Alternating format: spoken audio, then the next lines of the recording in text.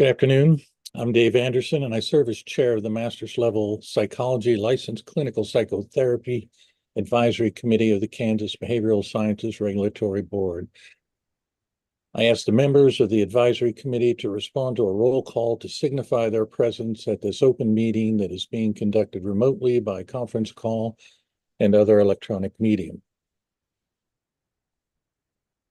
David Stevens is not here. Ginger Hill. Here. Rebecca Jabara. Here. Bruce Johnson. Lauren Luck. Present. Sarah McMillan. Here. Iris Pauley.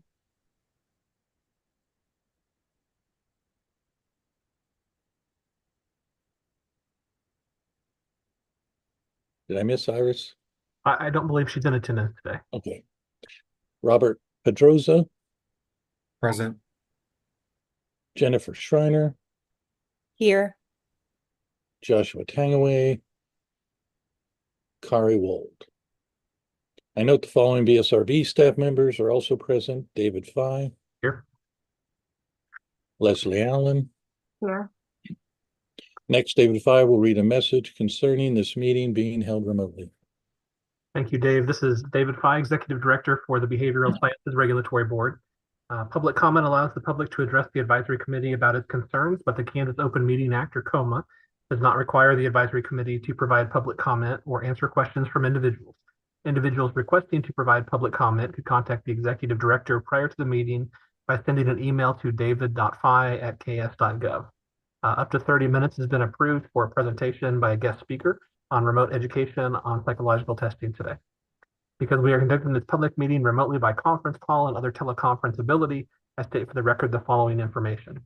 Public access to this meeting is being conducted by medium of interactive communication that allows members of the public without cost to attend the meeting through the use of the conference call and on the board's YouTube channel. While the meeting is conducted remotely, the requirements of the COMA are not suspended, so we will be conducting this meeting pursuant to the COMA. On December 18th, 2024, we sent notice to the advisory committee meeting to all individuals who had requested notice of such meetings. The notice was also posted on the board's website, ksbsrb.ks.gov. You may obtain a copy of the notice at that website. An agenda and other media material have been posted on the board's website and are available for review. You may also request a copy of the agenda specifically by sending an email to david.fye@ks.gov with the subject line request for the agenda, and it will be sent to you. The notice contains information for the conference call and the YouTube channel that allows the public to attend the meeting free of charge. The notice also states that if there are any technical issues during the meeting, you may call the board office at 785-296-3240 or send an email to bsrb@ks.gov. A recording of this meeting will be available on the BSRB YouTube channel following the conclusion of the meeting by using the link to the meeting on the agenda. And the conference call line is active. I did check it before we got started. There's no one currently on that line, but if someone beeps over and introduces themselves, I will let you know.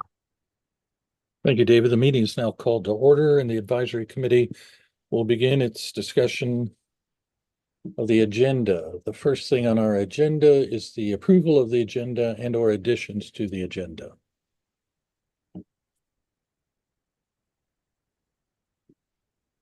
If not, I'll accept a motion to approve the agenda.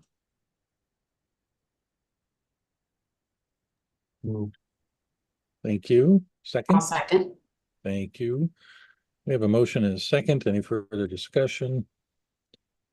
Hearing none, all in favor of the motion, please say aye. Aye. Aye. Opposed, same sign. Motion carries. Thank you. Next on our agenda, we have a presentation by Dr. Brooke Mann. Welcome, Dr. Mann.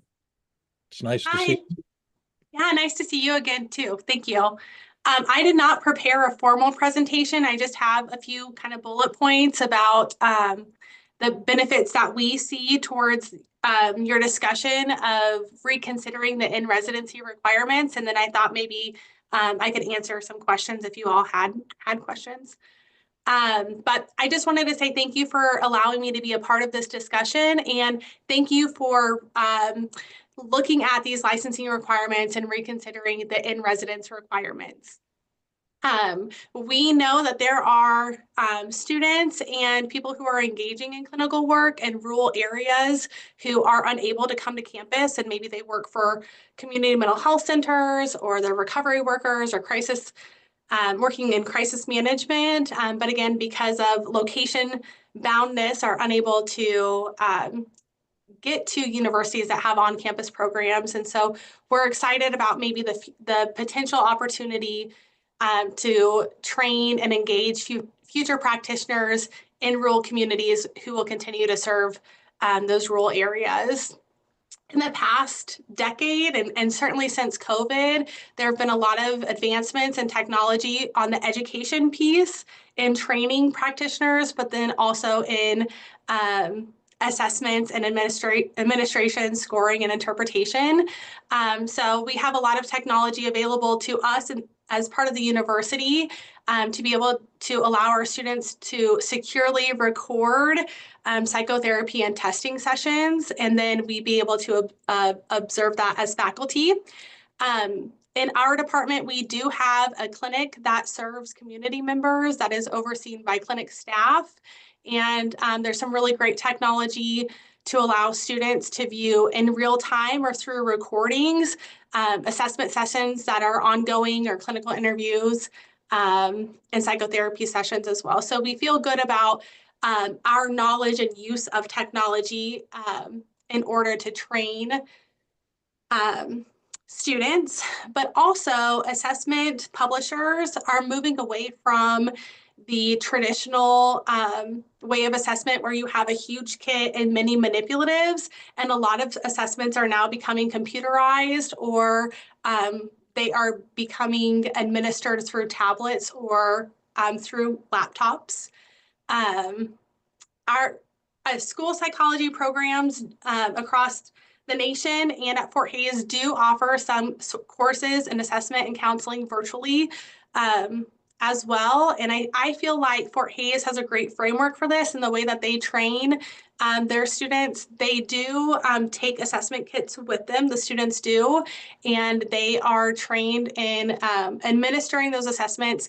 They have several checkpoints where students have to submit videos and engage in coursework synchronously in order to get like that direct observation in real time, and then some work through recordings as well.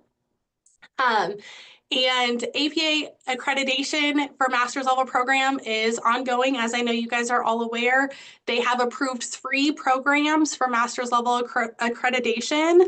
At this point, they do not require any kind of residency for that master's level, and they will accredit fully online programs.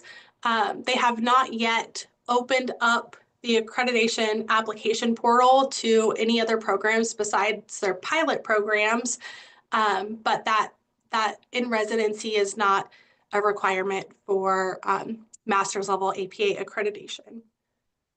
So those were kind of like the highlights or the key points that I wanted to discuss today. And if you guys have questions about technology or education, or how our faculty would how our faculty feel prepared to do some of these things remotely, I'm open to any questions. Dr. Mann, I apologize. We didn't exactly do a great introduction for you. Maybe you tell this group a little bit about yourself and what you do. I'm sorry, I should have opened with that. I didn't even think about that. I'm Brooke Mann. I'm a faculty member at Fort Hays State University. I have been the director of the clinical psychology graduate program for the past 8 years.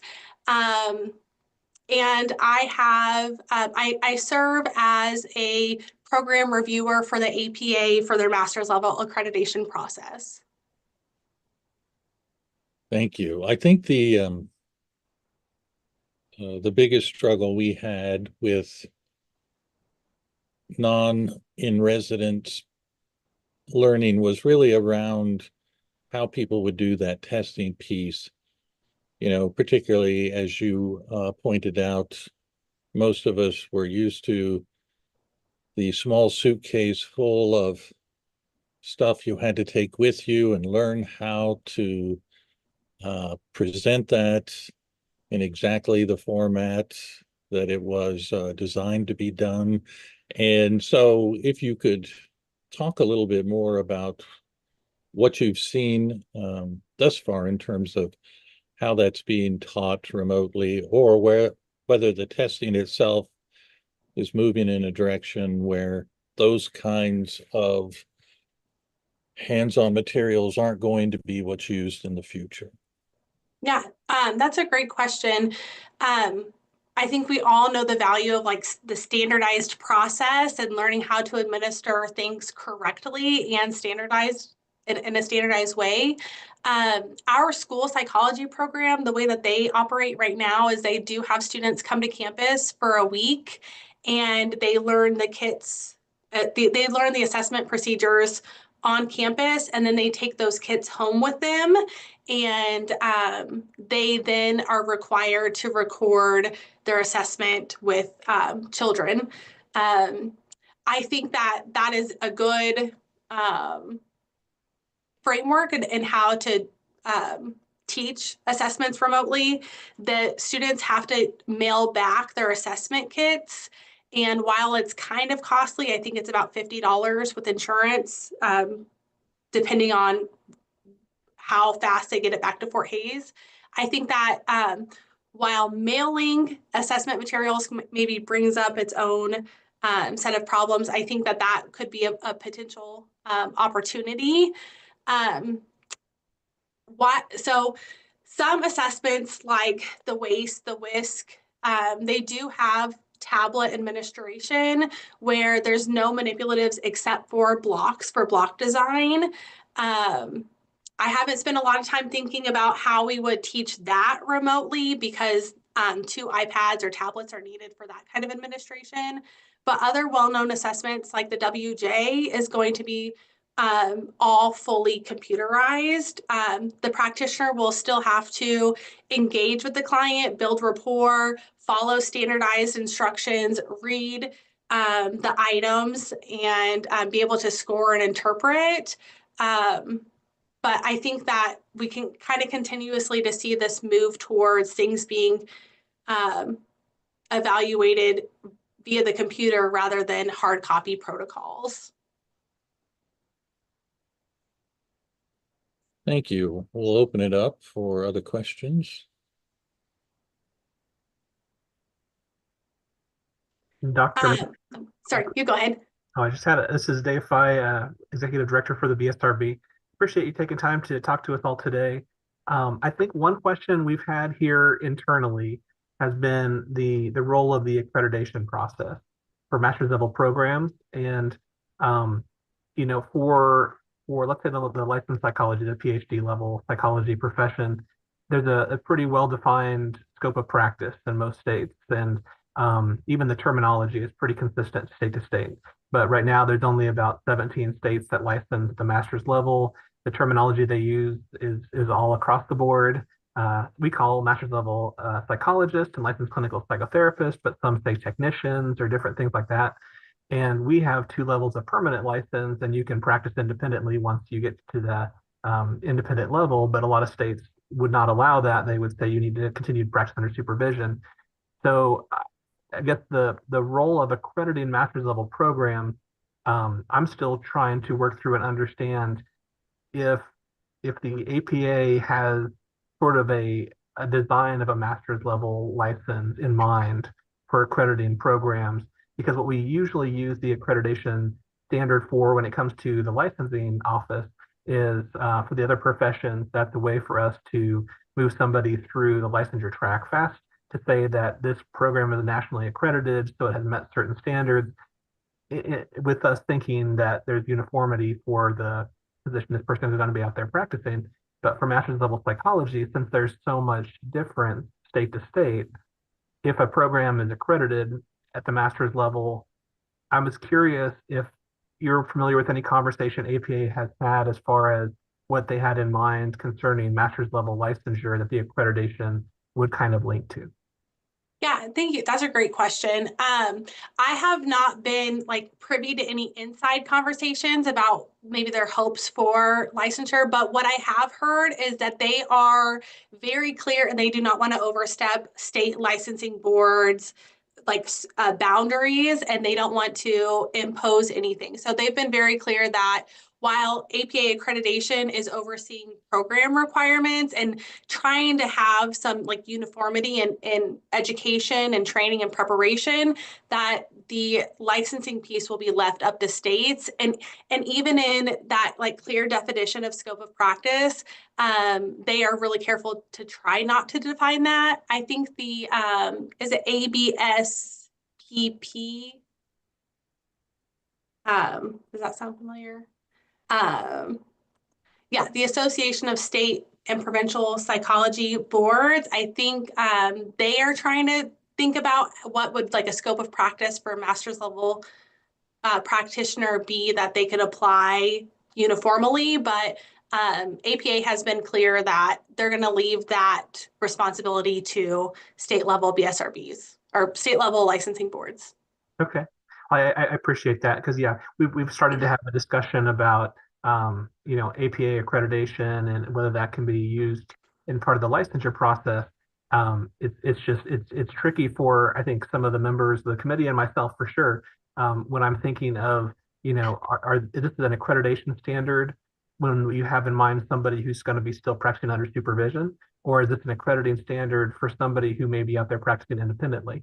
And if there's not the meeting of the minds, so to say, it's kind of hard to know exactly what the accreditation matches to at this time for me. So, but I appreciate you providing the comments and sharing that feedback on that because we're still trying to understand kind of how to use this process and what the accreditation will mean for master's level programs. Yeah, absolutely. And I have not heard anything from APA saying that they hope accreditation fits requirements for independent licensure, again, because I think that many other states don't allow that at the master's level. And I think that they're wanting to be really careful to not overstep their scope. Other questions?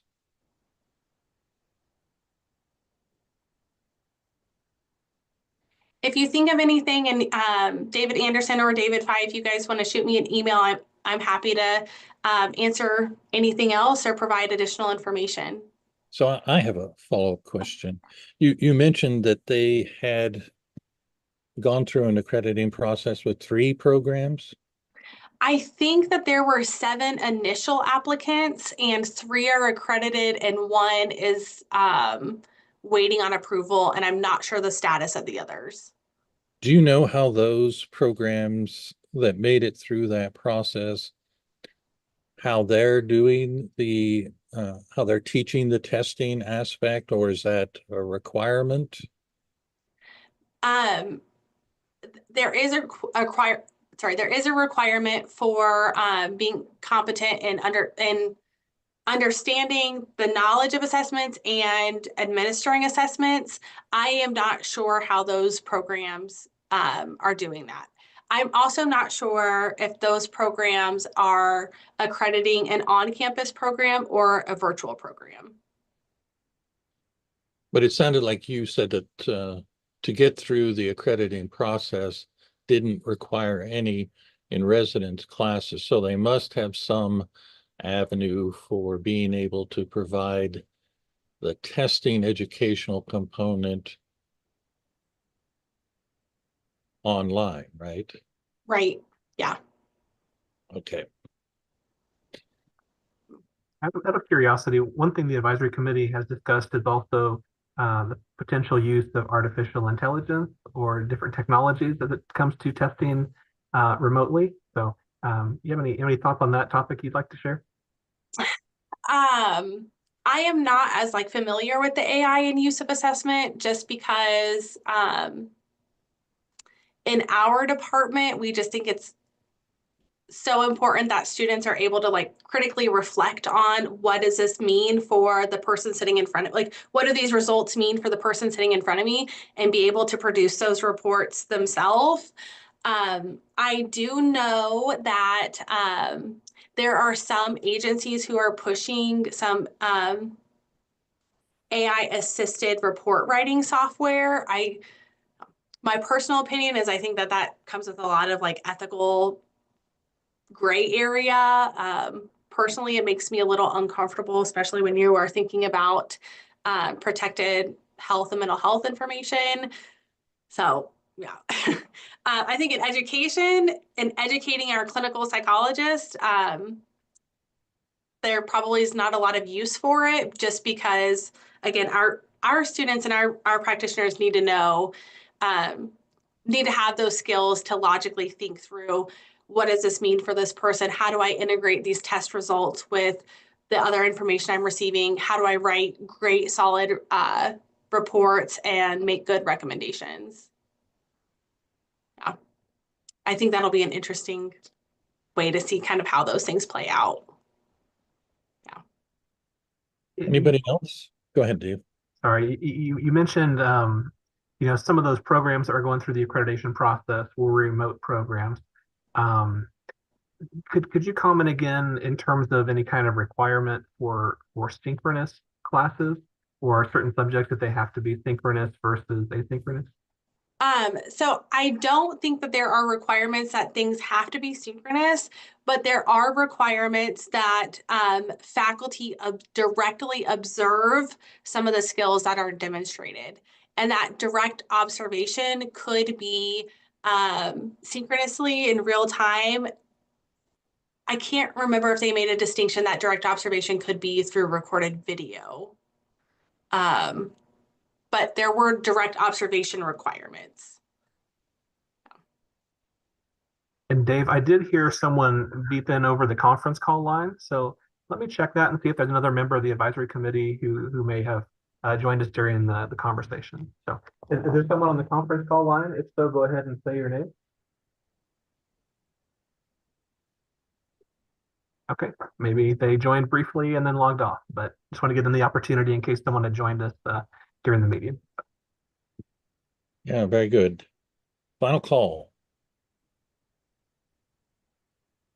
All right, Dr. Mann, thank you so much for your time today. If you do learn anything more about how they're meeting those requirements without having an in-residence requirement, we would love to learn more about those programs and what they're doing. Yeah, absolutely. I'll see if I can find some more information for you all. Thank you very much for your time today. We greatly appreciate it. Thanks. Thank you for having me.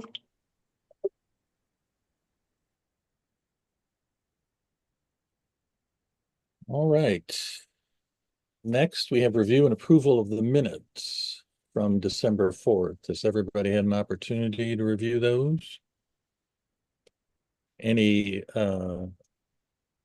edits or additions to the minutes? If not, I would accept a motion to accept the minutes as written. Moved. Thank you. I'll second. Thank you. We have a motion and a second. Any further discussion? Hearing none, all in favor, please say aye. Aye. Those opposed, same sign. Motion carries. Thank you. Next, we'll move to the executive director's report. Dave? Thank you, Dave. So I'll go ahead and start with a note on BSRB operations, provide some legislative updates, and then talk a little bit about the last board meeting. First on operations, just one update I want to let you all know about. You may recall we worked quite a bit last year as a committee in terms of putting together a survey of licensees. And so we did go ahead and send out that survey. It's been open now for about 2 weeks.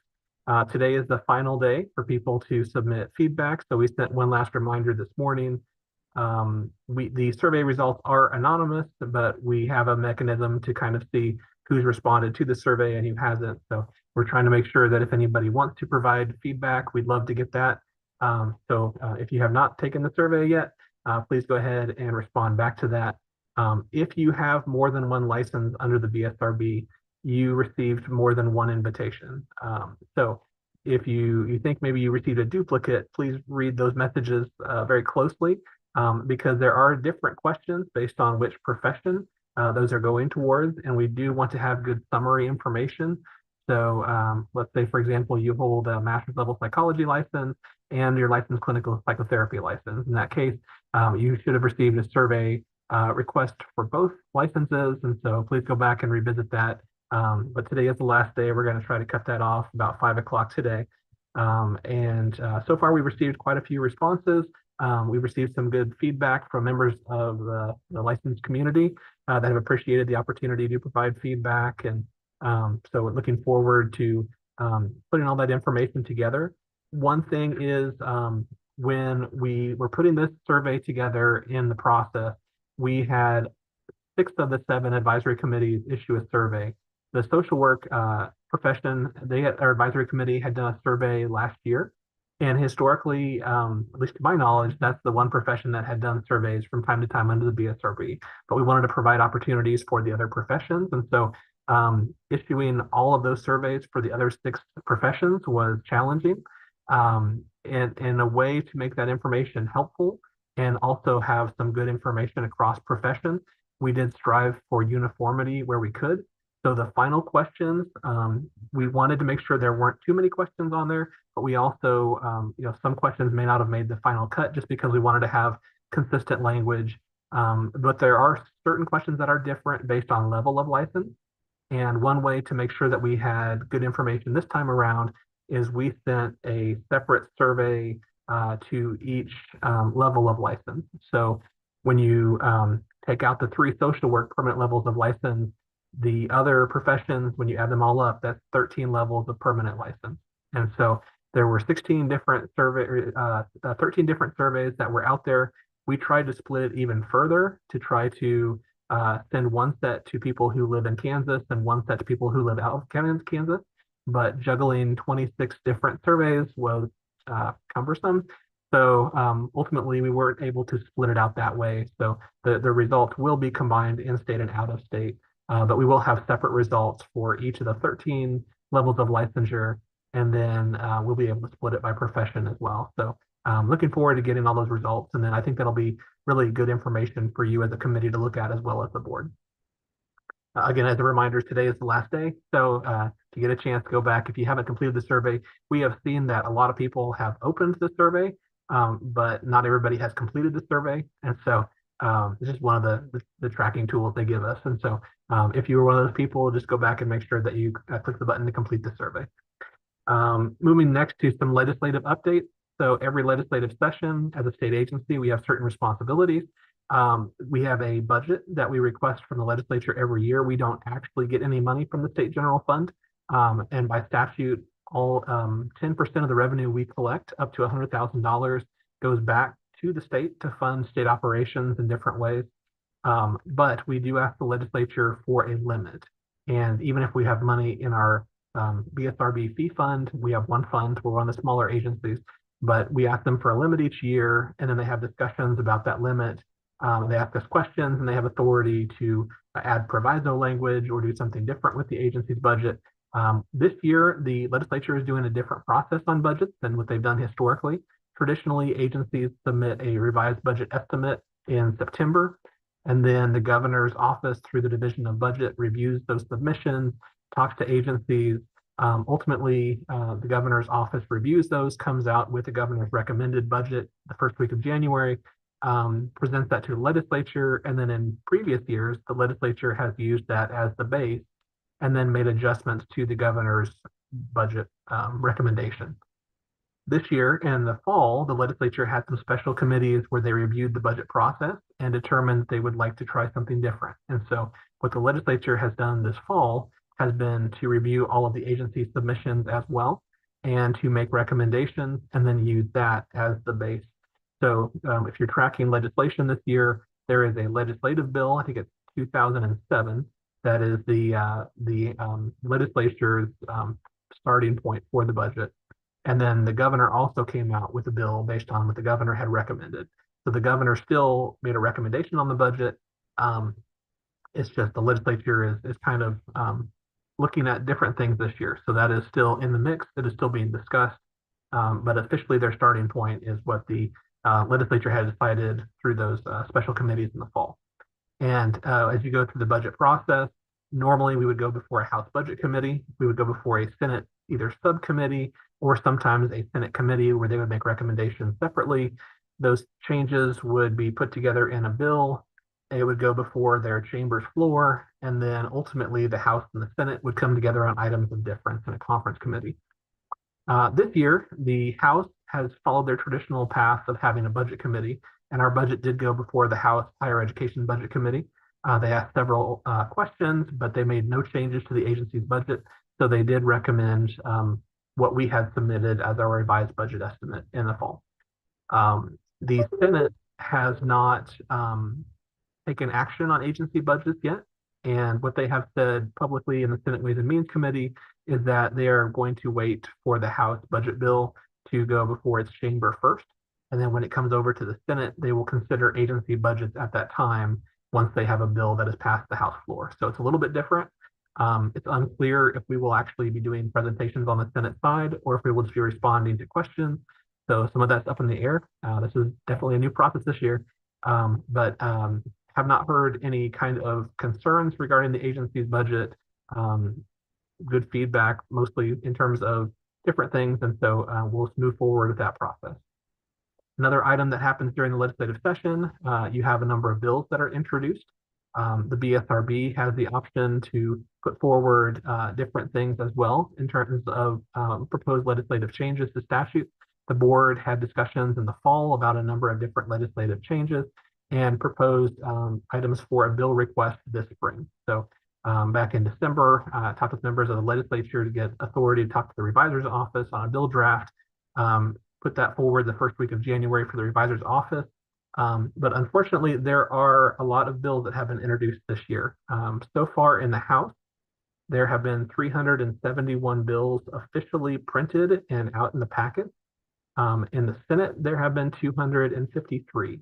So that office has really been buried with bill requests and drafts. And so, unfortunately, by the time our draft for the BSRB bill was available, and we attempted to make a bill introduction request, it was past the deadline for the non-exempt committees. And so we are working now behind the scenes to get the BSRB bill officially introduced in an exempt committee. We're hopeful that those items can go forward this spring. So we will keep you updated, but that is the process so far. So the bill is completed. It is needing to be introduced in a committee, but based on the timeline of other things, we're kind of trying to work on that right now. So in terms of other items, I just want to let you know about a couple things from the most recent board meeting. The board did meet on January 13th, and as part of my role, I keep the advisory committees aware of different items from the board meeting. The board does have an appointee on the Kansas Fights Addiction Grant Review Board, and that is something that was set up a few years back. Jason Hess has served as the board's appointee to that entity. Jason actually attended the meeting on January 13th and provided a little bit more detail about the board and a summary of his responsibilities working in that position as the board's appointee. So you may want to go back and view part of that meeting from the January 13th board meeting. It's kind of interesting to hear his perspective on the Kansas Fights Addiction Grant Review Board. Additionally, the board was provided with some proposed changes to regulations to review. One of those had to do with the unprofessional conduct regulations for all the professions. That has been something the board has been working on. Those originally were put out to each of the advisory committees to provide comment and review and make recommendations on changes. Then they were combined all together, reissued to the advisory committees to see what other professions had recommended, and then additional recommendations were made. Now we've combined all of those changes throughout the entire process, and we've given it back to the board. And what we've asked them to do is review it in preparation for the March board meeting to kind of close the book on that part so we can move it through the process. We will be looking at any significant items of difference that perhaps the board may want to have uniformity on. There have been a number of different topics like that. So the board will have discussion on that at the March board meeting. Additionally, we have been trying to work on an expedited application review process. And we did come up with some proposed language on some things that we think would be helpful for setting that up.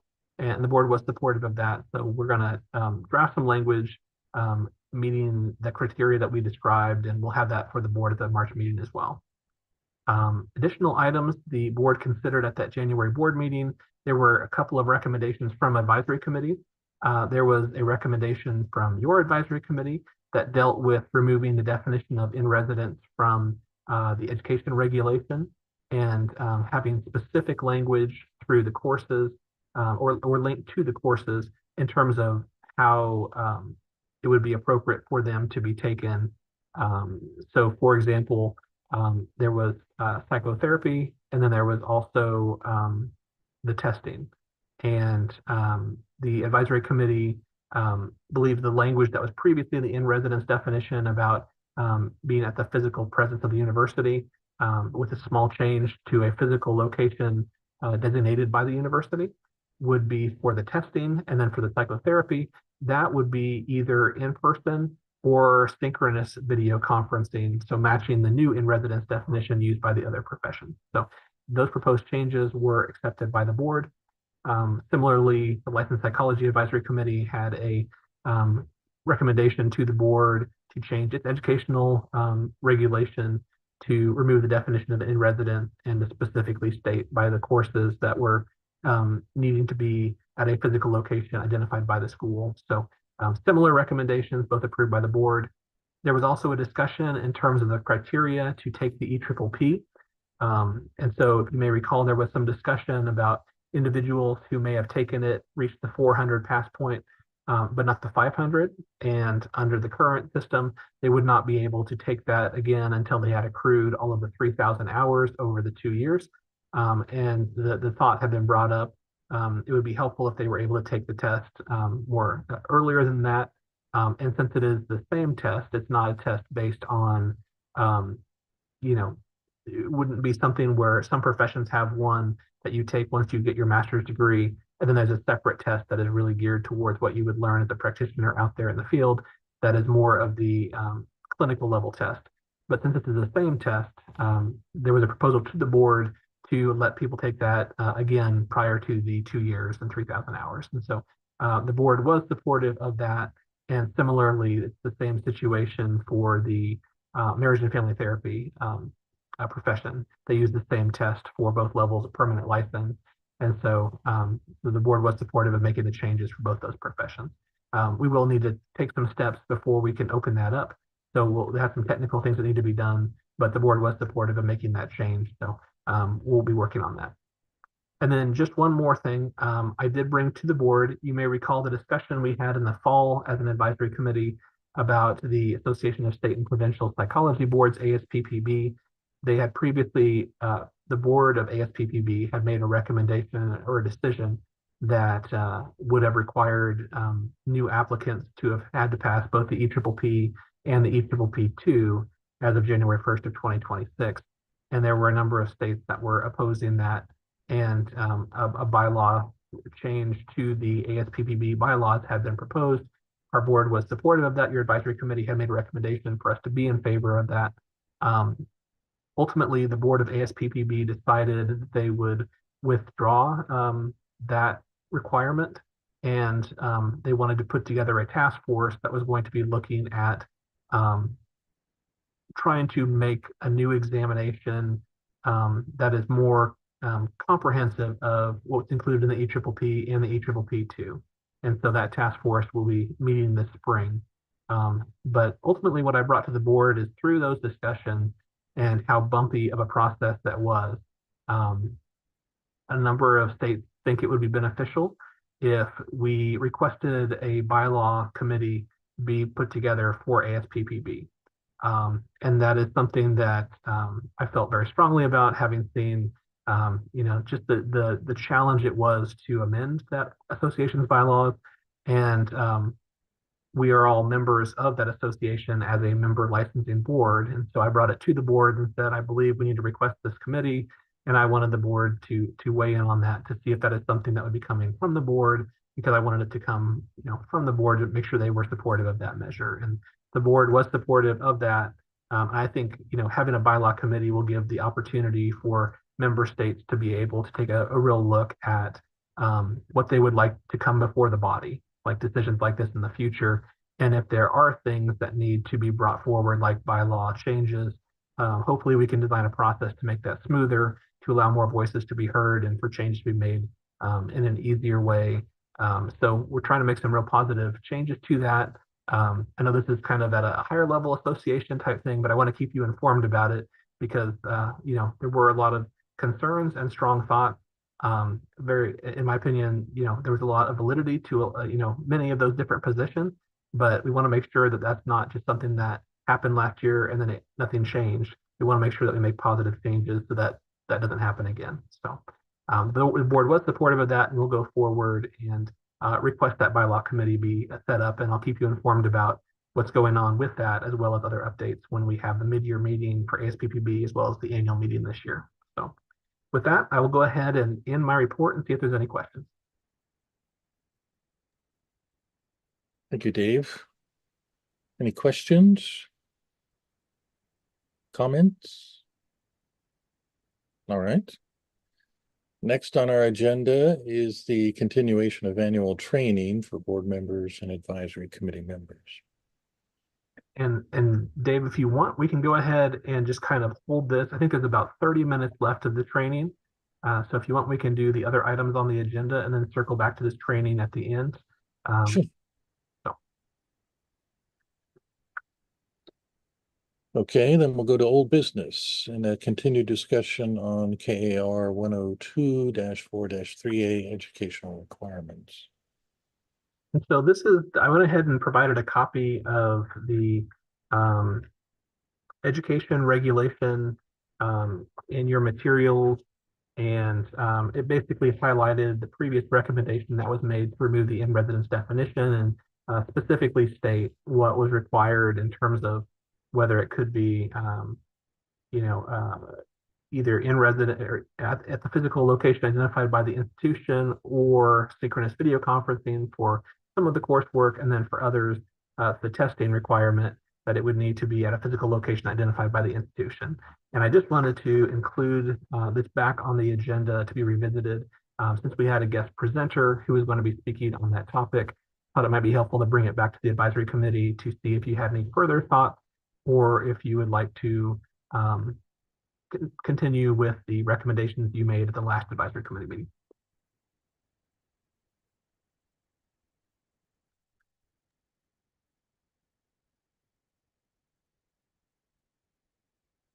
Any comments, feedback?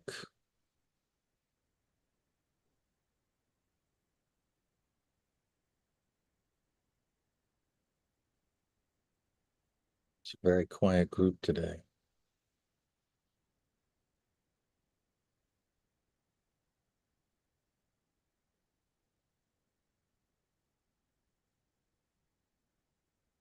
It's our current recommendation, Dave, that we did alter the therapy educational piece, right? The teaching of therapy classes. The one we didn't was the testing class. Is that right? Yes. So there were there were three recommendations. One of those was for the psychotherapy, that would essentially meet the new definition of in residence the other professions are using. So that class could be taken either at a physical location identified by the institution, or by synchronous video conferencing. So that specifically that language would appear right next to that course. For the testing, the new language would say that would need to be taken at a physical location identified by the institution. So the testing would still need to be in person. And then there was one last change that was towards the end of the regulation. There was previously, I think, a requirement that it still exists until the regulation is changed, but there was a requirement concerning the ratio of students to faculty members, not exceeding 15 students to one faculty member. And that was something the advisory committee had recommended be struck from the requirements. So a little unrelated, but that was one additional change. So most of it had to do with having a very similar definition for the testing, still requiring that to be in person, but instead of having it at the institution, it would be at a location identified by the institution. So that would allow those remote schools to be able to have that perhaps at hotels or a conference center or something like that. So it would still be in person, but not necessarily at a school location, which is what the language previously or currently states without the change. And then for the psychotherapy, it would be either at the physical location identified by the institution for the purpose of completing coursework, or it would be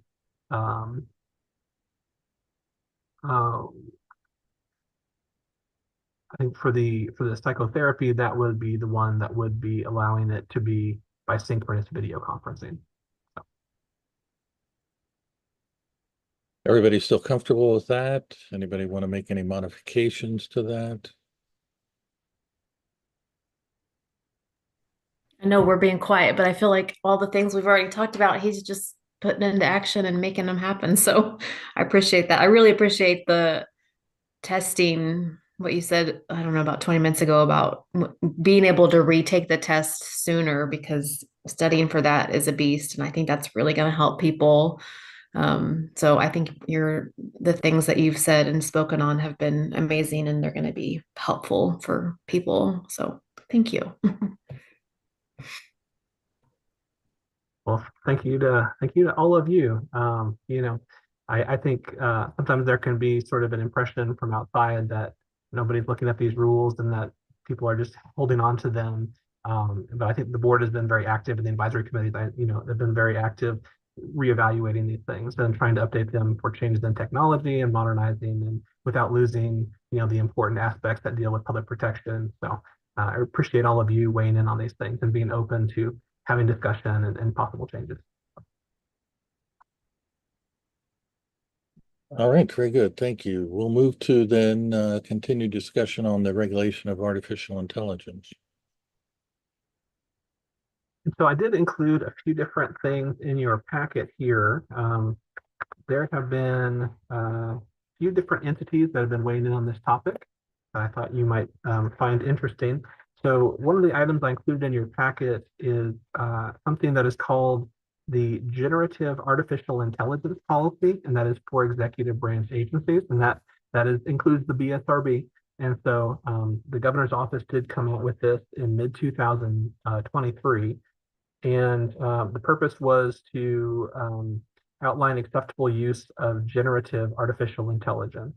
And so there is some information here that talks about products like ChatGPT and others, and it outlines essentially what agencies are not allowed to use some of that technology for. There is some language in here that it's kind of specific in terms of I don't think they want to make sure that agencies are not using AI as a replacement tool for certain things and just accepting the product of generative AI technology. And basically trying to make sure that agencies know that they're responsible if they are using something.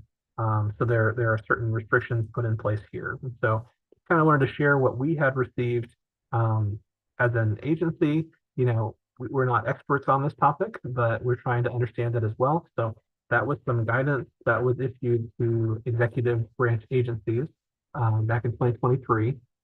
There is also a document from the American Association of State Counseling Boards, about a 6-page document that talks about supporting the safe and ethical use of AI and mental health counseling. And so I know this is another profession, but I think we can all kind of learn from some of the similar subject matter when it comes to different professions. And so I think there was some interesting information here as it talked about AI education for boards, talked about guidance for boards as you navigate licensees' use of AI in clinical practice,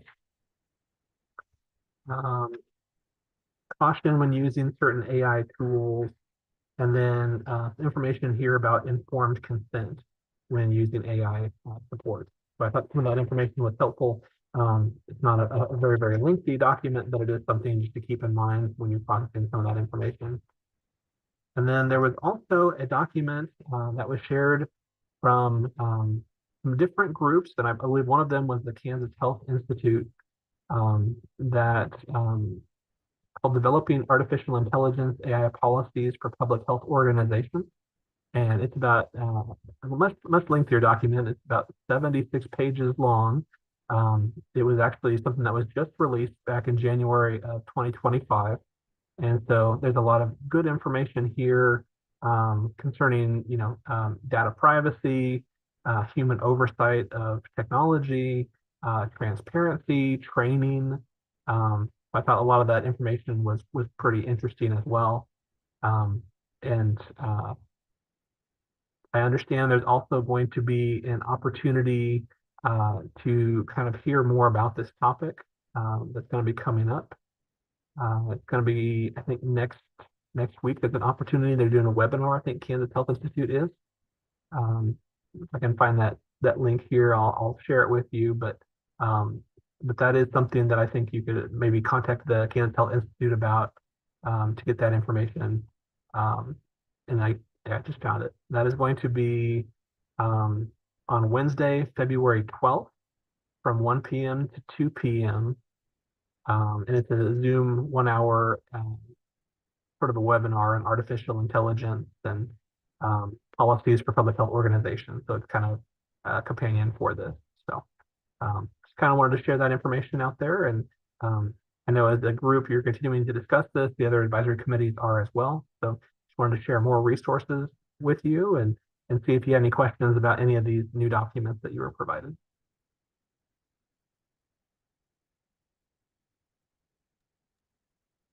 I have a question that kind of goes along with it, but may not be exactly where we're at. On the federal level, I know there's a senator who's been introducing like every year on some type of amendment to allow AI the standard to that AI and machine learning technology can qualify as a practitioner eligible to prescribe drugs and provide treatment. As they're trying to do that in different states or in different federal levels, is that something like we need to like be careful of or be able to address now before like it gets passed, or hopefully it doesn't get passed, but like it just seems like it keeps getting further and further in the process where they're trying to give AI the rights to treat and prescribe. If that makes sense. Yeah, I mean, I think I think it's definitely something we should, and just my personal thought, the board and the advisory committees should have on their radar. It does call into question one of the limits of our jurisdiction potentially, because it's more clearly in the addiction counseling realm, but there are other state entities that oversee facilities, and we oversee the individuals that are licensed. We oversee the person, and AI is not a person as it's currently defined. Licensed. So it does bring into question, if AI is really doing these things potentially autonomously at some point, and it's not a person, under whose jurisdiction does that fall? Yeah. Because we really are regulating persons, and so at least that's a part of that conversation for sure. Yeah.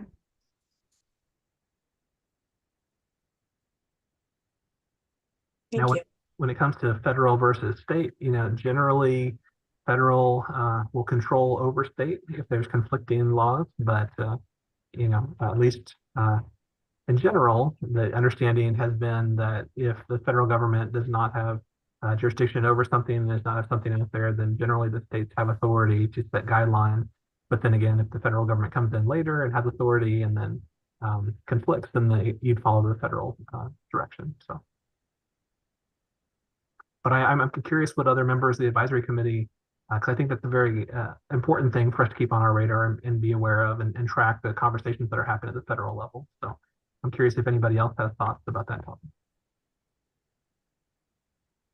I'm just concerned about the whole AI issue as a whole for so many reasons. Yeah. I think it scares me to think about like what you mentioned, Sarah, but I feel like medication and access to medication is so hard for some people. Like even, smart, educated go-getters, they'll call and they'll talk to their doctor and they need an antidepressant or an anti-anxiety. And it's like, some of these physicians are saying, well, you have to go get a formal diagnosis. So they try to go get a psych eval, which could be a year wait. Like some of this is so hard for people to get medications that they need. So while it's kind of terrifying to hear that AI could do some of that, I also feel like people need help. I mean, I wouldn't want it to be like painkillers, or the narcotics, but and I guess I don't know if do they know specifics of like stuff like that, but I also watch people that need medication.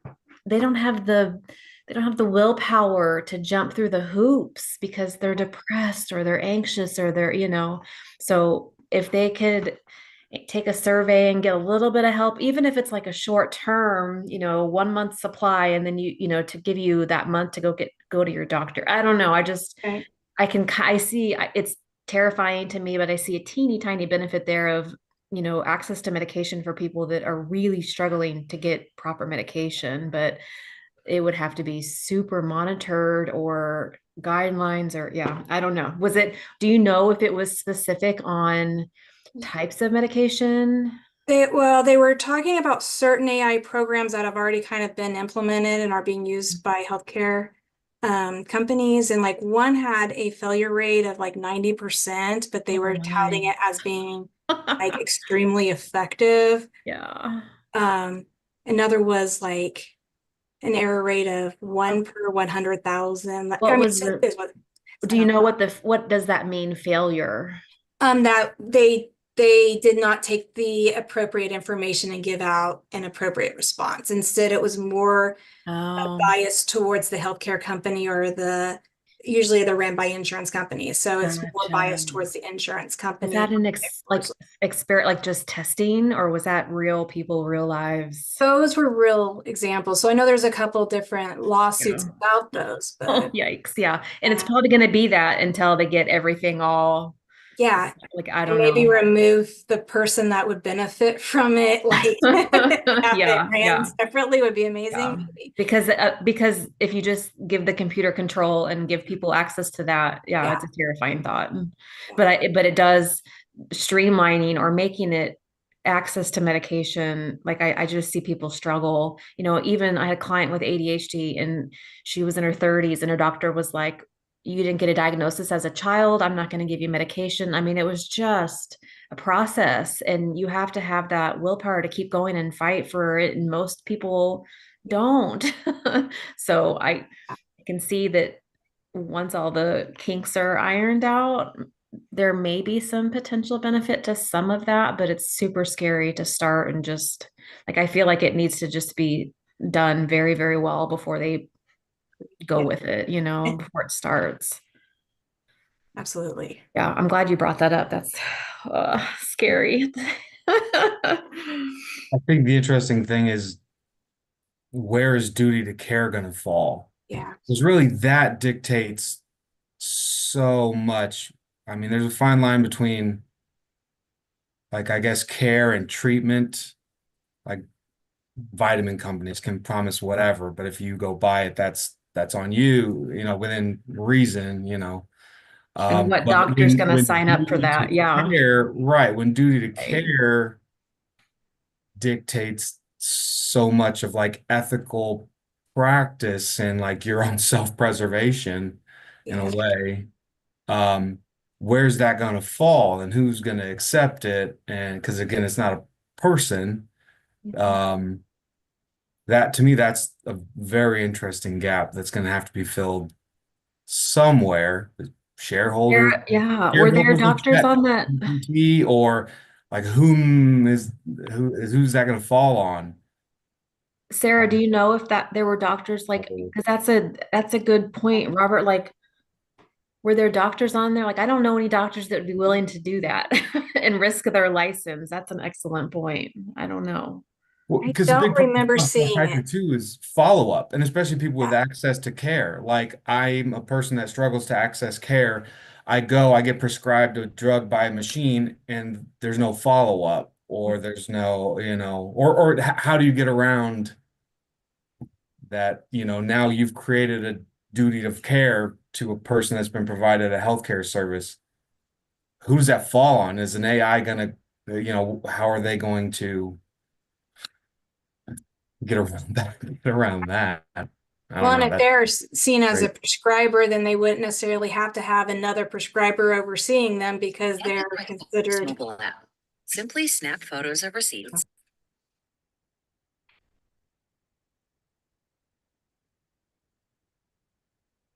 Yeah. I don't know. That was just kind of something I came across when I was trying to research more about the AI. I was like, oh, wow. Although funny, as we were talking about interpretation, though, I don't know if anyone else thought about this as far as like the interpretation of test results. What popped into my head are the interpretive results that you've been able to get from testing for like at least as long as I've been doing it. It's a machine spitting out, here's the interpretation for you of this whole thing. And to me, I'm like, where's the difference? I mean, other than maybe a person coded that interpretation, but you've been able to access that, like I said, at least as long as I've been Yeah. doing, it's 10 years, more than 10 years now. That was what popped into my head when we were talking about like interpretation of results in GPT. That's something that's just been, or maybe something comparable, I suppose, forever. Pearson has been doing that. Yeah, I was thinking of that too. I mean, there's a possibility that adding some AI to that could actually make it better than maybe what we learned where it's canned, right? Like there's 7 sentences programmed to spit out based on those responses. And so that how patient specific can that really be if it was all programmed individually? It's fascinating. Yeah. And sometimes those canned responses conflict. So then it's saying it's this, but it rules out this. And it's like, wait a second, you can't have both. And then there's the part where the license is required, right? Yes. We got to synergize Begin it all it. Yes.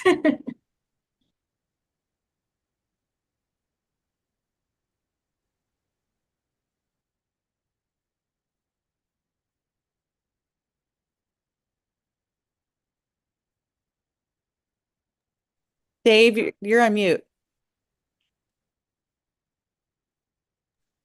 Sorry about that. I was just saying it seems like a good topic to keep on our list because the evolution of the topic seems almost weekly.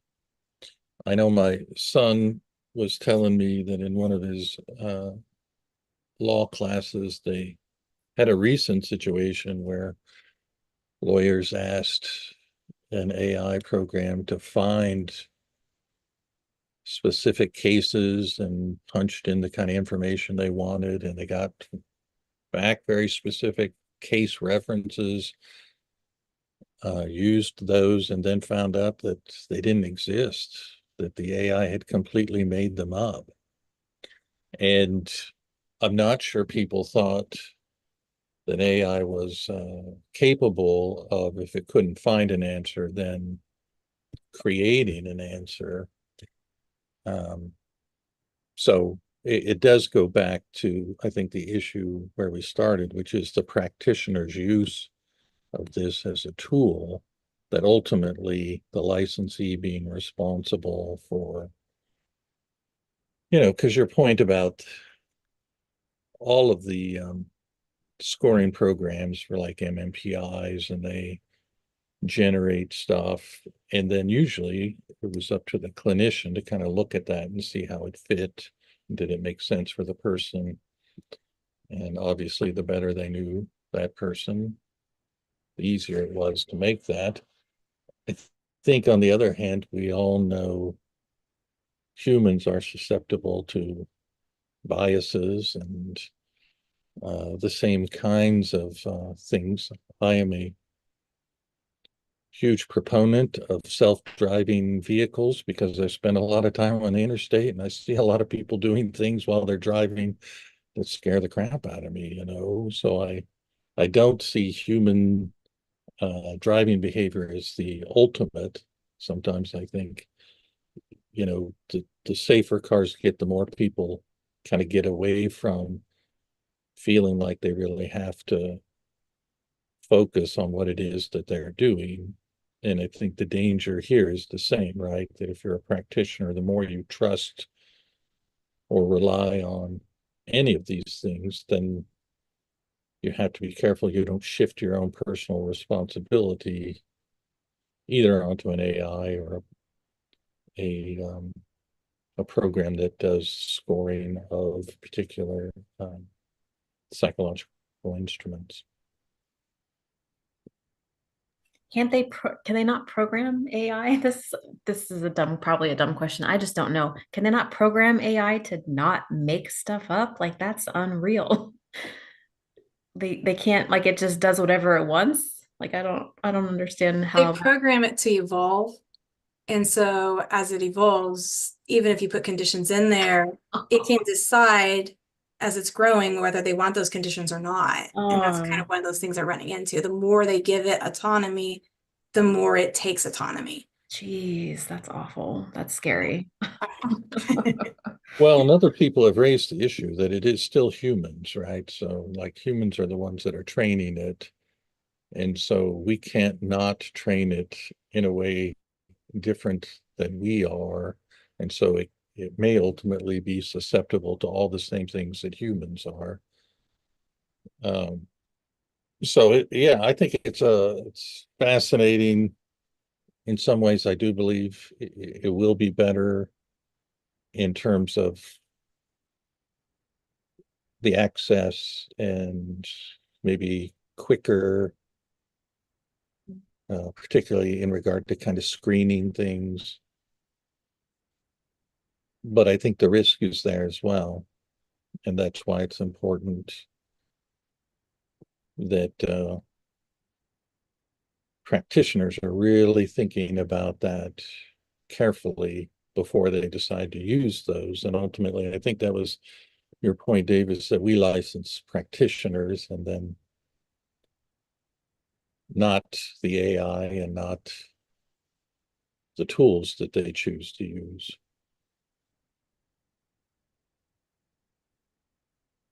That is true. It's interesting under the unprofessional conduct regulation, which would be in this case 102-4-12.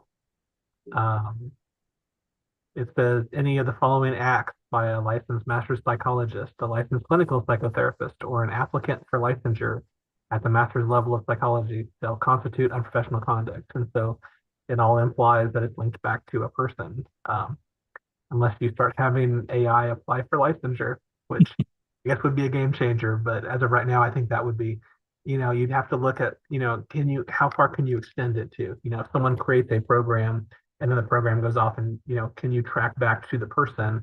Because most likely it's not a person who develops the program. It's many different people that are all working as a part of it. And then it all comes together. And then I suppose you could try to hold the entire group accountable, but, it creates some really difficult things to wrestle with for sure.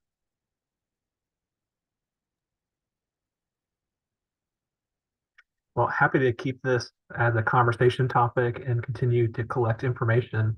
If any of you see other presentations or documents like we kind of brought to you today that you think would be helpful for more discussion, I really do feel like part of this process is an opportunity for all of us to learn more about AI as a part of the process, and then trying to figure out what to recommend back to the board. Any final comments? All right, we'll move on to a continued discussion on adding a description of each profession to the BSRB website to inform the public of the difference between the professions. So this is something that we have asked each of the different advisory committees to tackle as an objective.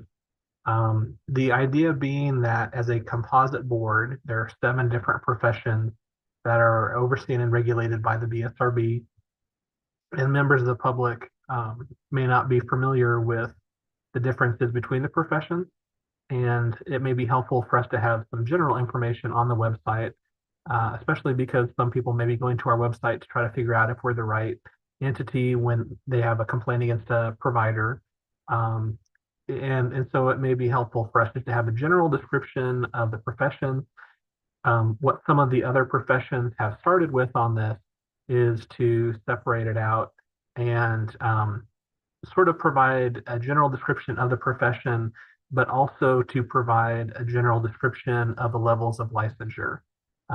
Going into a little bit of the education that would be required, any kind of experience that would be required, and then commenting a little on scope of practice. As we talked about, only 17 states licensed at the master's level psychology, and a lot of states use very different terminology in terms of different names of licenses and authority, and some don't allow for independent practice by master's level psychology professionals. And so that is one thing that some of the other advisory committees have done. They've sort of looked at maybe, and this is not something really long too.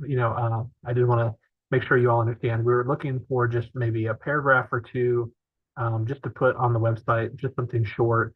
It doesn't, like, we already have the technical definition from the statute and the regulation, so the legalese doesn't have to be perfect.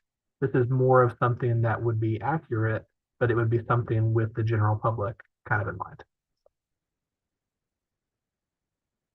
So if you have general thoughts on this, we could kind of have a general discussion. If you don't, what some of the other advisory committees have done is they've asked people to, volunteer to take one of the different levels of license and then come back with some general language to start with, and then the advisory committee can kind of work through it. And so that may be helpful to have someone take the master's level psychology license, and then someone could take the licensed clinical psychotherapist license and then bring that language back for a future meeting to discuss. But I thought I'd open it up and see if people had thoughts. I have a vague memory that we did that, and a couple people, like maybe Kari Wold, am I wrong? She's not here, so we can always just say that. No, I remember that too, and I can't remember who volunteered to do them. Well, I apologize. Each of the different 7 advisory committees has gone down this track. So if this is something that we've already assigned out to individuals, if they don't have that language today, we could follow up with them before the next meeting to work with them on that language. So. Yeah, let's check with Kari, and we'll see. And if I'm completely making that up, we'll figure out next time. Do you want to do the training, or do you want to jump to the new business? I think we could probably talk about new business and then end with the training. If that sounds good. All right. So that was a discussion on possible topics for 2025. This is just something we've asked each of the advisory committees to look at in about a year and a half. We will be up on a schedule of state agencies that we will need to put together a big report for the legislature about all of our regulations, essentially justifying that these regulations are necessary for the implementation of state law. They passed a bill about 2 or 3 years ago that put all agencies on a rotation, and we're up in 2026. So we have a little bit of time, but that's part of the reason that we have looked back at our regulations over the last year or two, and we've tried to bring different sections to you all, like the continuing education requirement, computerized testing, unprofessional conduct. And I've looked through a few other ones that we haven't specifically talked about, and I think they look pretty good. But if there are other areas that the advisory committee members would like to look at, kind of above and beyond the regulations, that's certainly something we could talk about, working on this year. If there is something, we would ask each of the members of the advisory committee to review the statutes and regulations. And if you see something that leads to questions, that's definitely something that we could have a conversation about.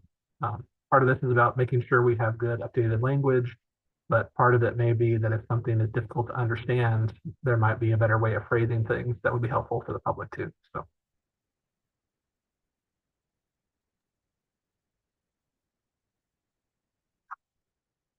Anybody have anything they want to throw out now? Okay, don't see anything. To Dave's point, just when you have some time, take a look at the regs. I think those are all on the BSRB website, right, Dave? That's right. Also, I'm just curious in terms of the what's the name of the new program we're using, Dave, to track CEUs? CE broker. Has anybody other than me used that? I have. Not yet. I haven't had a chance to set it up. I And what have, did you? oh, sorry. There's been some yes, I have. And I've honestly don't know if the BSRB is the appropriate person to answer those questions or if CE broker is the appropriate person to answer questions, because I have questions on things that particularly if you for example have CEUs from other multiple disciplinary activities. And I think on the CEU broker, it says it has to be face to face or live, and like just making sure, but the definition of that in CEU broker is not the same as what's required for you to put that in. So I don't know if who's making sure that the definition, our definition of what is appropriate for a CEU is matching what CEU broker will allow us to put in. So I don't know who answered those questions or not. Yeah, that's definitely something helpful to bring up. So I think Leslie was involved in terms of most of the meetings, but we did have meetings with the e-broker and we were getting ready to roll it out for each of the professions. And they did review the language and the regulations, and we tried to work with them to make sure that what they had in the system was matching what the regulation said. But if there's mistakes or errors, definitely send them our way, and then we can work with their technical staff to make sure the language gets changed. So if you do see instances like that where what they have in their requirements does not match what we have, in the regulation, please let us know and we can make sure that gets updated. I think that was my question too, because I think I finally found a category that it would fit in under live, because I think it said something about like the survey would take at the end would somehow count or something, and that's what I chose, but it was confusing when I was going through it. So Okay, this is really good feedback. Yeah, it's helpful for us because we put so much emphasis on trying to make sure things went live. And when people had, technical issues, mostly with creating accounts and things, we were able to help some people, but a lot of that was handled by CE brokers, technical staff. So, but if you're seeing, content type things where what they have in the system is not matching what we have in the regulations, we want to make sure that matches. So. I will say the one for the computer-based test with the post test was really easy to fill out. That was really nice. Thank you. But the one about like if you made presentations, I get it. We need to submit documents about our presentations or when that happened. But in our stuff, it used to say, count like if it was a first time presentation, time to do the presentation and to make it, and then to actually do it. It doesn't have that on the CE broker. So that was another one that was very interesting. Well, I am sorry you experienced that, but I am happy that you were making sure we're aware of it, because we want to fix stuff like that. So thank you. Yeah. Anytime. And I will I'll talk to Leslie after the meeting and we'll try to see if we can set something up with the e-broker. Is this was this for the master's level psychology license, or was this the clinical psychotherapy license? Yeah, the LCP one. LCP. Okay. I found it a little like clunky in the beginning, just trying to figure out how to add stuff. But once I got that process down, that it worked pretty smoothly, and it was nice to have all the certificates and hours uploaded in one place and to be able to go through them and make sure I had enough in each category. So ultimately, once I figured it out, I found it to be helpful. We did get some questions as far as, there are tiers of CE broker account. Nobody has to pay for an account. That's one thing we made sure we got in the agreement when we set it up, was that all licensees can use the free account. There are extra features if people voluntarily choose to do the paid account.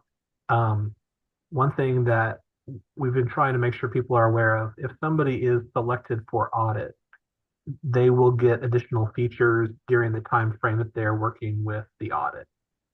So it's kind of like most of those features would be normal if you had a higher level account, I guess.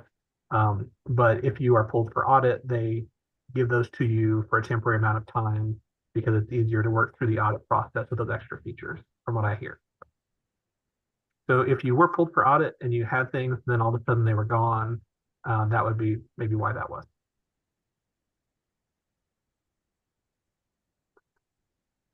Thank you. I appreciate that feedback. Shall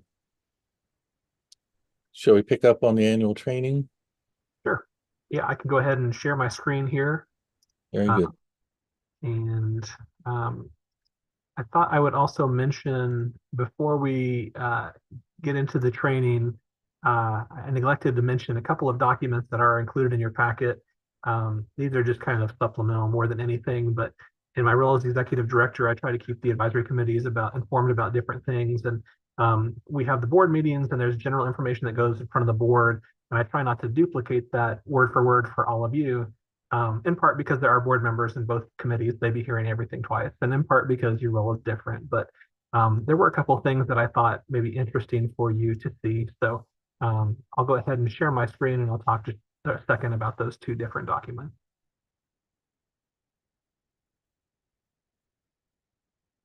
So you should be able to see my screen now. And this is the historical document that we put together for the board. We started doing this a few years back. And it tracks the number of permanent licenses under the board.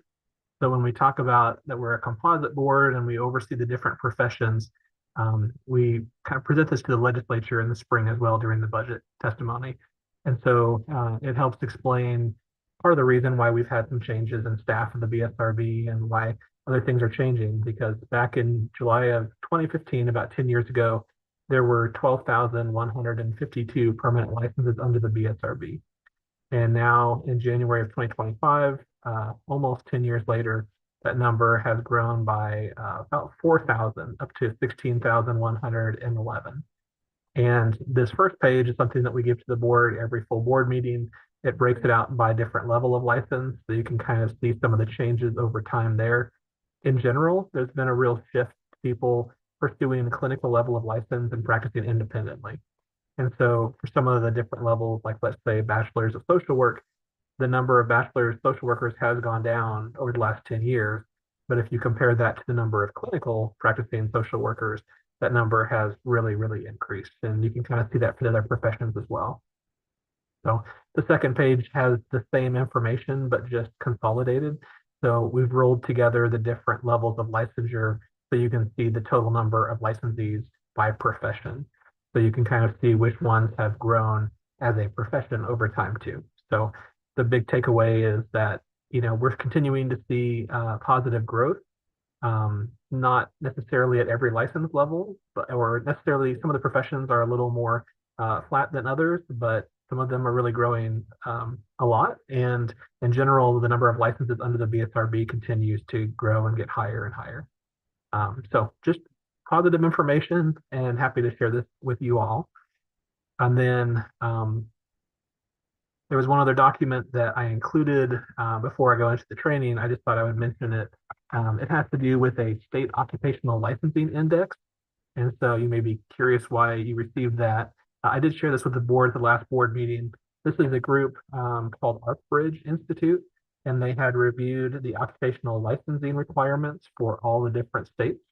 And they were comparing which states had the highest occupational licensing burden. Basically looking at how many different requirements for licensure these states had, how difficult it was to get licensed. And so I think you may find it interesting on page 3, the state with the lowest occupational licensing burden is Kansas. And so thought thought that was kind of interesting. There's a link to get to the larger report, and you can kind of look through the numbers. This report does include the professions that the BSRB regulates, so we were included in the mix on the state level. It's not limited just to the professions under mental health or behavioral health, but found that to be very interesting. They talk a little bit about things like universal licensure, reciprocity, and different things like that. So just kind of wanted to share some interesting things. As time allows, feel free to look through that, but I want to make sure that you're part of a larger conversation that's going on concerning the profession. So now I'll go back to the training. You may recall at the last meeting, we went through about half of the material. Some of this looked at what are the requirements or expectations for board members. And that mostly was in a policy document the board had put together called Expectations for Board Members.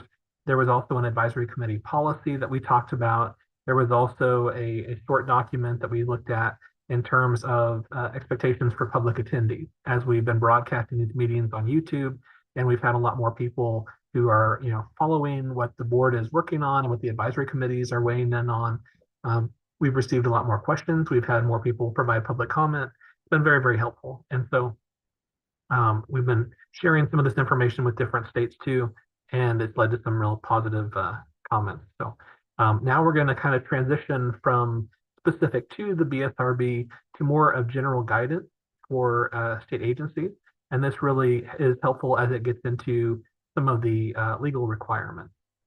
Some rules are in place for entities like nonprofits, but there are different rules when it comes to committees or subcommittees of state agencies. So we'll talk about that in a little more detail here. So professional licensing boards. Kansas regulates many professions through licensing boards or commissions created by the legislature to ensure professional competence and public safety. Boards are considered creatures of statute, which means that a board's power is dependent upon its authorizing statute. A board can only exercise authority granted explicitly or implicitly by the Kansas statute. Boards cannot act beyond their statutory authority or on matters not addressed by law. And boards must adhere to constitutional protections, including things like equal protection, due process, and other freedoms such as speech and privacy. Actions that are arbitrary, discriminatory, or that violate rights, such as revoking a license based on a personal dislike, are prohibited. Legislative authority over the BSRB.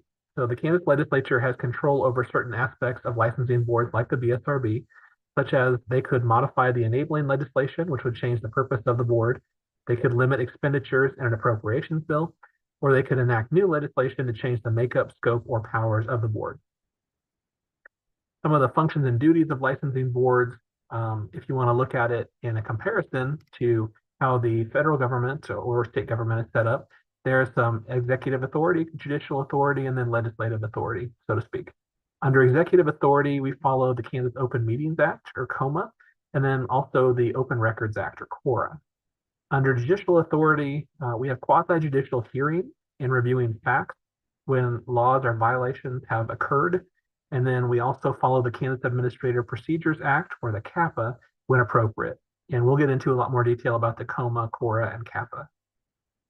Under our legislative authority, we can adopt regulations to implement or interpret statutes with more detailed or specific requirements.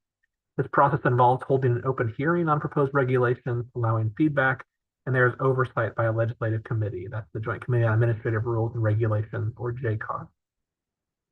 Concerning the statutes, regulations, and policies, regulatory boards protect the public by ensuring practitioners are competent and authorized through the implementation and enforcement of statutes, regulations, and internal policies. Board members must understand the difference between statutes, regulations, and policies to effectively carry out their duties. So first, when we talk about statutes is essentially interchangeable with law. And these are essentially the language that gets into statute. These are bills passed by the Kansas legislature, signed by the governor, and derived from the Kansas Constitution. Generally, they become effective on July 1st of that legislative session's year. Some of the language you might see in bill drafts would say this bill becomes effective upon publication in the statute book. And realistically, publication of the statute book generally happens a little bit later in the fall, but most of the time, ceremoniously, we try to recognize that as July 1st, which is the beginning of the next fiscal year. So if it just says publication in the statute book, we try to shoot for July 1st unless another date is specified by the legislation. The statutes also define the scope of the board's authority and override any conflicting regulations or policies. If a board requires additional authority, such as investigative subpoena power, it must seek new legislation. We talked about statutes. Regulations, on the other hand, are rules adopted by a board to implement and enforce specific statutes. A board's authority to adopt regulations is derived from statute. It is developed under the Rules and Regulations Filing Act, ensuring the public and legislative input, consistency, and legal compliance are considered. They fill in details of statutes affecting the rights and responsibilities of third parties outside of the board. And once adopted in accordance with the Rules and Regulations Filing Act, regulations also have the force and effect of law and are legally enforceable.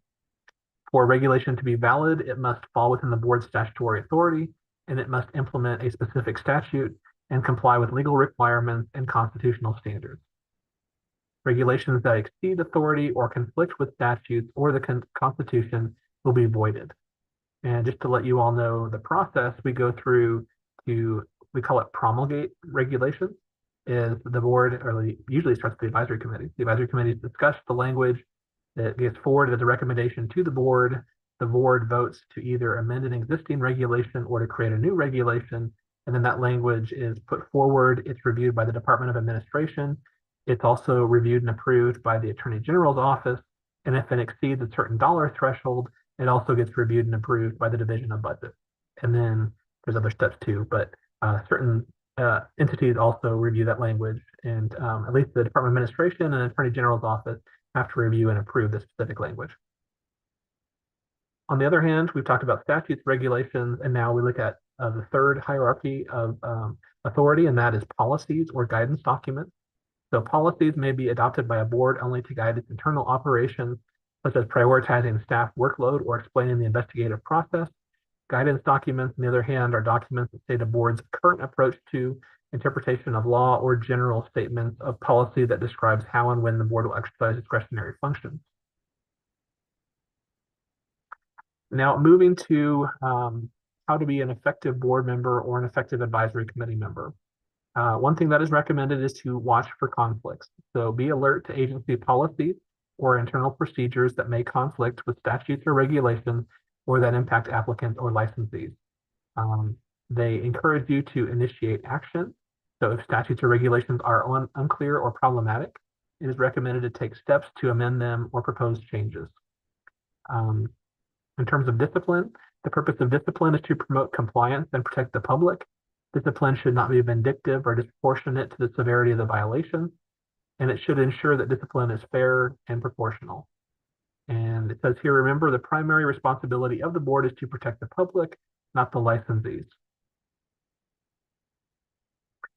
In terms of professional activities, board members or advisory committee members may hold office in a professional or trade association, but cannot lobby for or vote on matters that affect both association and their role on the board. Board members must not use their position to promote the interest of a professional association. Board members may attend professional conferences and social events, but must avoid discussing board business. If a majority of the board is present, they must not discuss the business affairs or matters related to a particular pending application or disciplinary matter. And then it says, remember to comply with the open meetings law of COMA. And we'll get into more detail as far as what is required under COMA and how to make sure that we're all in alignment with those standards. Concerning conduct, a board member should not represent themselves as a spokesperson for the board unless authorized by a vote of the board to do so. If unauthorized to give the board's position on an issue, members must clarify that any opinions are personal, not official board positions. And board members should not ask board staff or counsel to provide legal advice or preferential treatment to any applicant or licensee. Now we're going to talk about one of the major laws that state agencies follow, including the advisory committee, and that is the Kansas Open Meetings Act, or the COMA. So the COMA ensures public access to governmental meetings to promote an informed electorate. The purpose is to benefit the public, so COMA is interpreted liberally, and exceptions are applied narrowly to carry out its purpose. It applies to all state legislative and administrative bodies, as well as to subordinate groups funded by public money. Subordinate groups are likely subject to COMA if created or extended by a covered entity. The COMA does not apply to quasi-judicial functions or proceedings under the CAPA. The judiciary private organizations or staff meetings of covered entities. And the goal of COMA is to ensure transparency in government decision-making for the public. A meeting is defined as any gathering or assembly, either in person, through the use of a telephone, or any other medium for interactive communication by a majority of membership of an agency or public body subject to COMA for the purposes of discussing the business or affairs of the public body or agency. We'll pause there because I want to make sure that you understand there's three real big elements to the COMA. So for the COMA to come into play, you have to make sure that all three of these are present. So one, you have a gathering with interactive communication. So that is the first part. It's the interactive communication, which is the back and forth communication.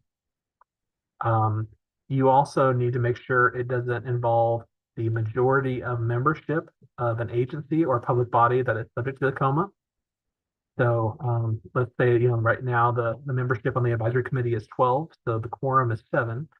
So if you have 7 members of the advisory committee, that's when you'd be talking about the majority of membership of this group.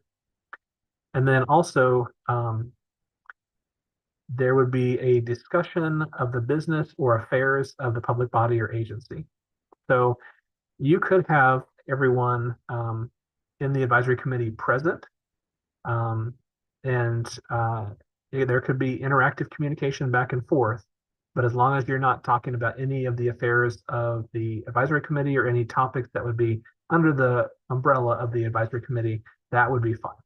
So if you all were at a conference about something else, that would be perfectly fine. If you did want to have a conversation with a few members of the advisory committee, but it was less than the majority, that would be fine too, because it does say you have to have the majority of members of the committee. So you could do that in person, you could do that by phone, email.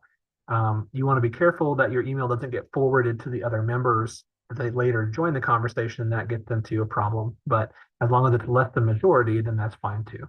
So just make sure that you're aware of those 3 components that are present for the COMA to apply. And if you ever had questions about that, feel free to let me know. Some people, they hear the training on the COMA and they're afraid to reach out with questions because they're afraid of who they can contact. You can always reach out to me as executive director. You can always reach out to Dave Anderson as chair of the advisory committee.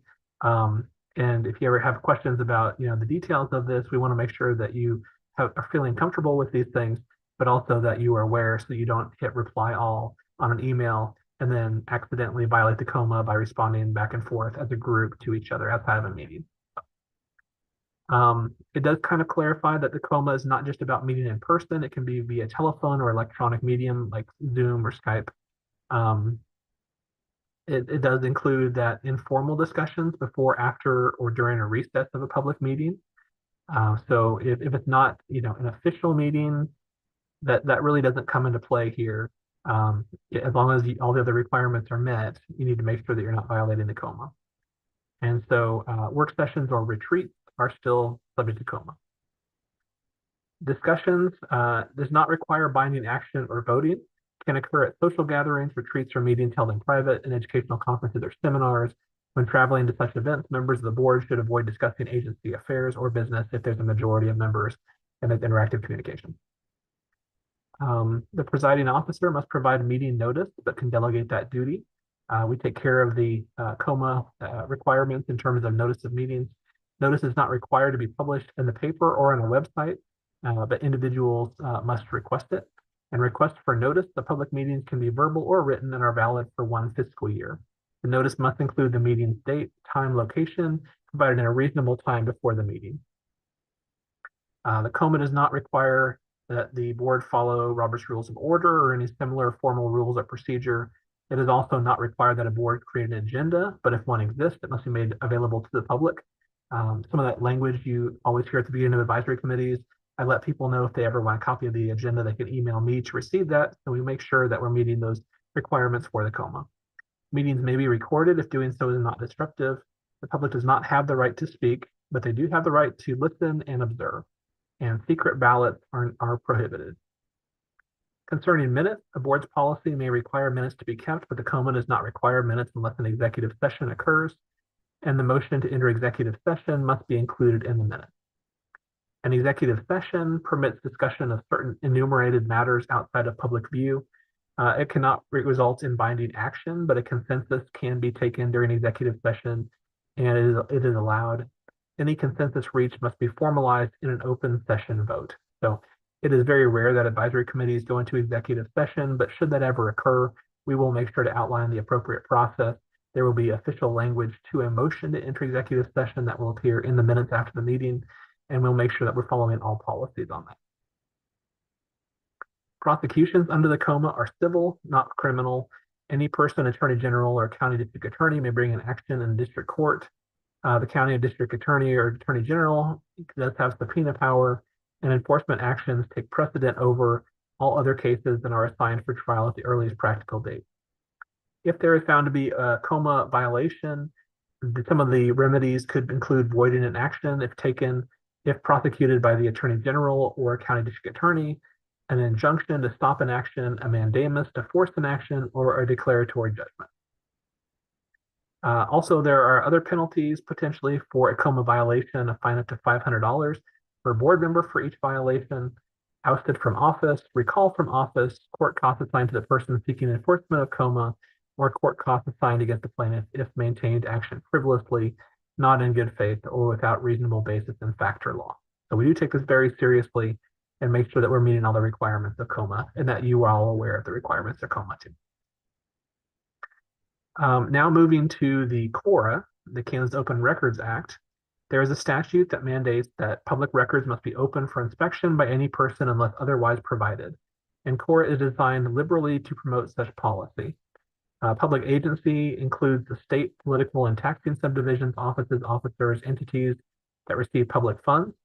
And while not explicitly defined in KORA, entities created or extended by a covered entity agency are typically subject to KORA. So in other words, for our purposes, KORA would apply to the board, it would apply to the BSRB, and it would also apply to the advisory committee. Public records include any recorded information that is made, maintained, kept by, or is in the possession of any public agency.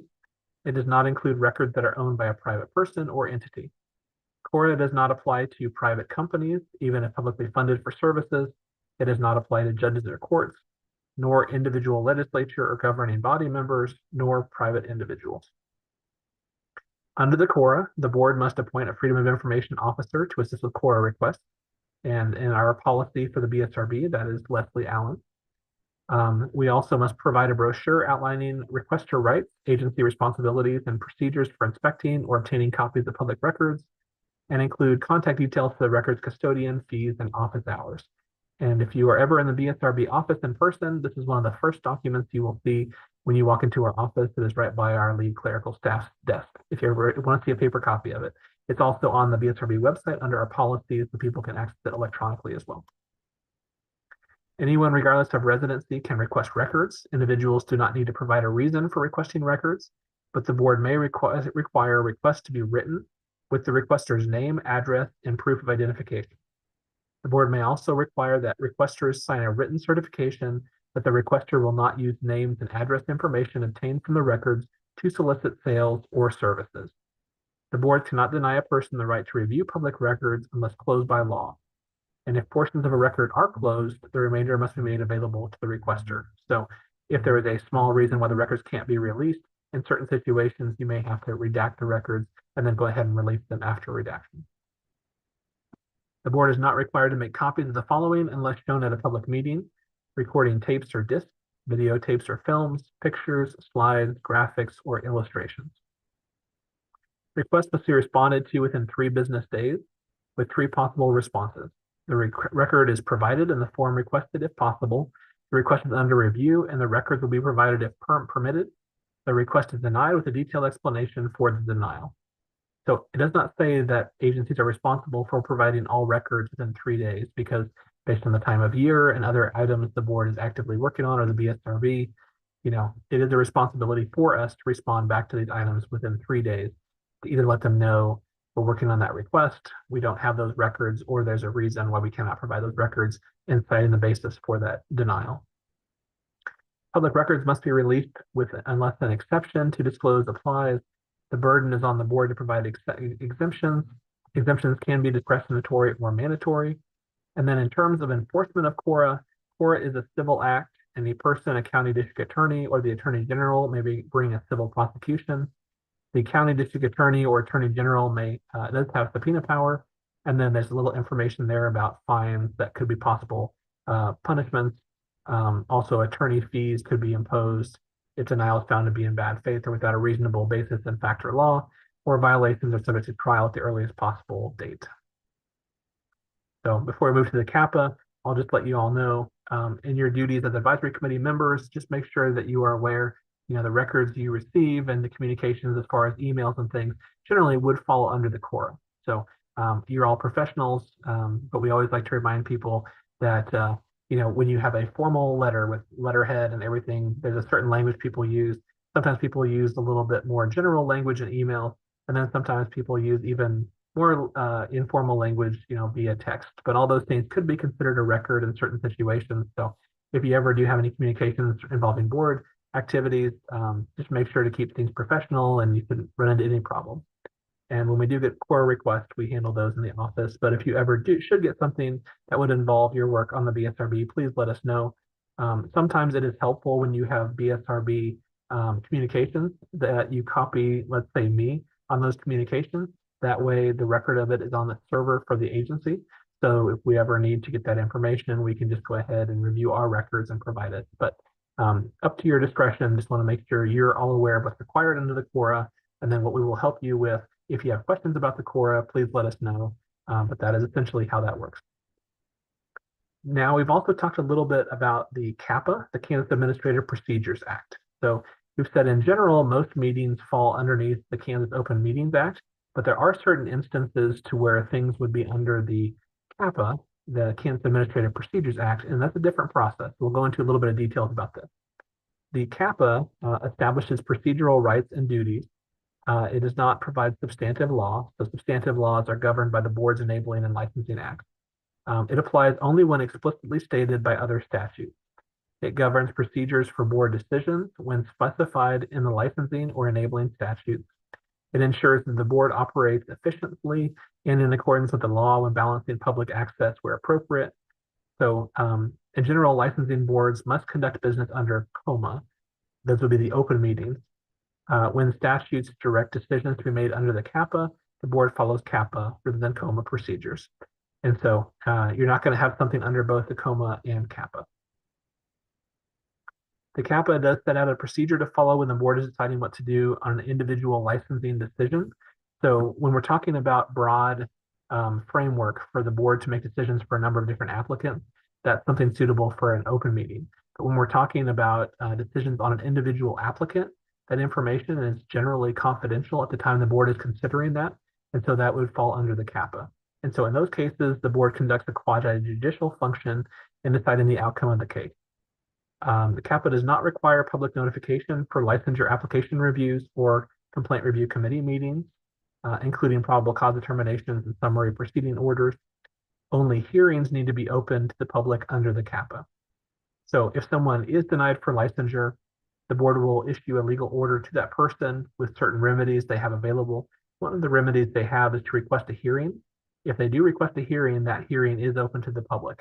We don't broadcast the hearings on the BSRB YouTube channel, but we do them over Zoom. And if anyone wants to sit in on a license hearing, they are welcome to do so. Decisions are made upon issuance of a license or order. Public voting is not required.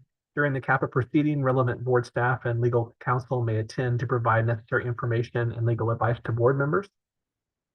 Board activities that are not covered by the CAPA and must be acted on in an open meeting under the COMA include approving board minutes, deciding whether to renew contracts or change the way contracted services are provided, delegating authority to a board member or executive director for a particular action, discussion and votes to approve or amend regulations or guidance documents, policy decisions affecting the way the board operates internally, and receiving agency updates, such as updates on the budget, legislation, stats, education, the executive director's report, and things like that.